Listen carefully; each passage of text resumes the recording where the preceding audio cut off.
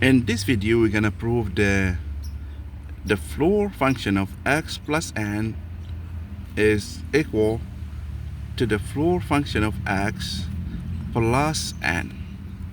Okay, here x is in R and n is in Z. Okay, so we need to have this in mind, because if x is in a Z, nothing is going to change. The floor function is going to be itself. Okay, we need this result to solve equations and to deal with integrals. And for proofs in general, we need to have this one in mind.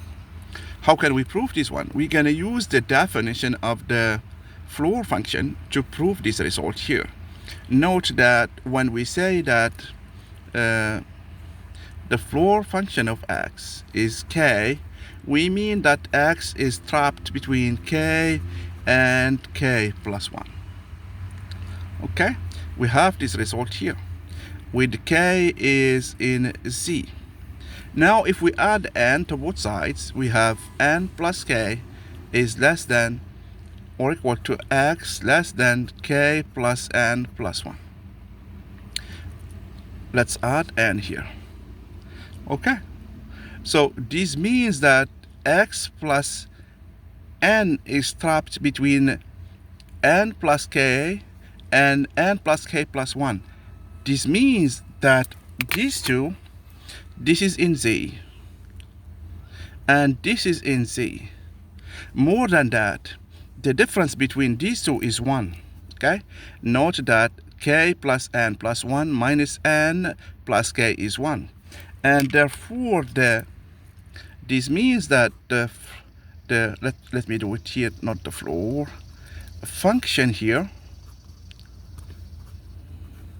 of x plus n is just k plus n. And what did we say about k?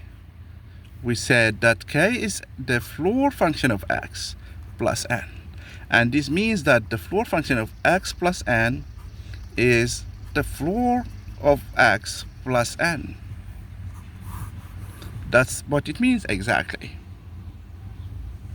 It's very simple to prove. The key idea is that the difference between the two consecutive, these two numbers that are trapping x plus n are consecutive integers, and therefore there is no other integer less than this one that can, or bigger than this one, that can be less than x plus n and be the floor of it. And this means that our result is true here. Okay, so now we're gonna see that next time if we have x plus 3 and we're trying to solve an equation, we're just gonna write the floor of x plus 3. If we have the floor of x or 2x minus 7 and we're trying to solve some equation, we're just gonna write 2x minus 7.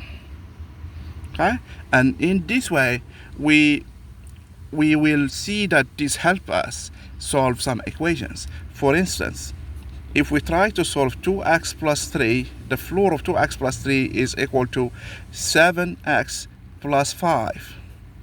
So by the end, we will have to write this one as 2x, the floor of 2x plus 3 is equal to the floor of 7x plus 5. And we can simplify here. And we focus only on the floor of 7x and the floor of 2x. Okay? And we solve to get the result. We will see more along the way. Thank you.